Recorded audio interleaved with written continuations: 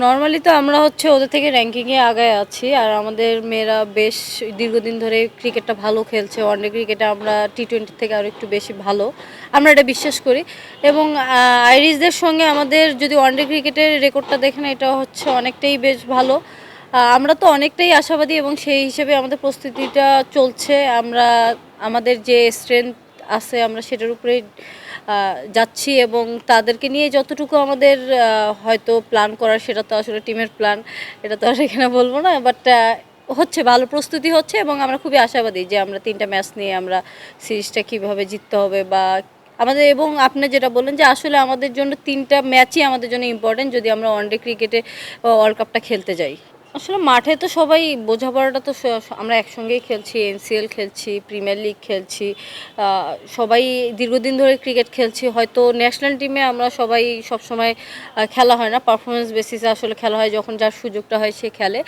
এটা যদি বলেন যে জুনিয়র সিনিয়র, আমি আসলে মাঠে আমার কাছে এটা ফ্যাক্ট না। আমরা আসলে যখন খেলি তখন অ্যাজ এ ক্রিকেটার খেলি, তো যে সিনিয়র তার জন্য অ্যাডভান্টেজ যে সে যখন উইকেটে থাকে সে হয়তো জুনিয়রটাকে ওইভাবে সে কিছুটা আগায় ফেলতে পারে এবং জুনিয়রটা আবার হচ্ছে যে আসে সে হয়তো ফেয়ারলেস ক্রিকেট খেলতে পারে।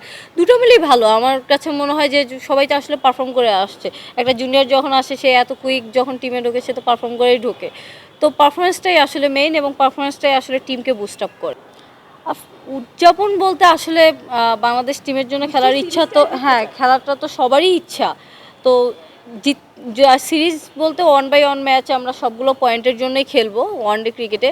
তা অবশ্যই কে জিততে চায় না, জেতার জন্য এবং জিতে সবগুলো ম্যাচ যদি জিতি অবশ্যই সেটা স্মরণীয় হয়ে থাকবে।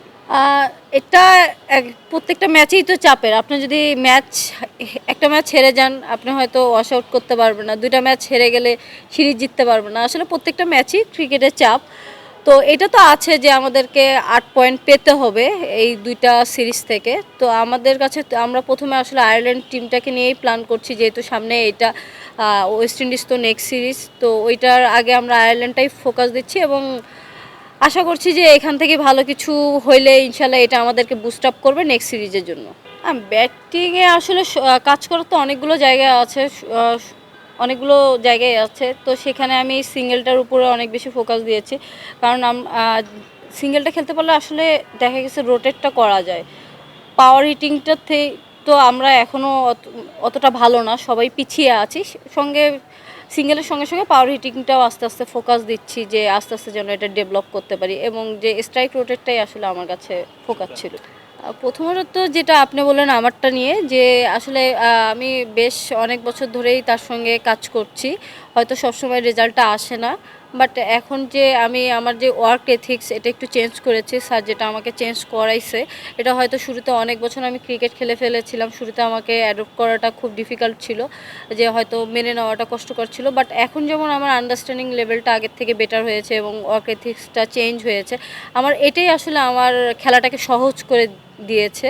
এবং স্যারের অবশ্যই সে যে লেভেলের কোচ এবং যে ধরনের চিন্তাধারা তার কোচিং কেরিয়ার নিয়ে এবং অন দ্য ফিল্ডে তার যে ধরনের অ্যাক্টিভিটিস, এটা তো অবশ্যই বাংলাদেশ ক্রিকেটের জন্য এবং আমাদের সবার জন্যই একটা সুখবর। এবং সে যে কাজ করছে এটা আমাদের জন্য আসলেই কল্যাণ।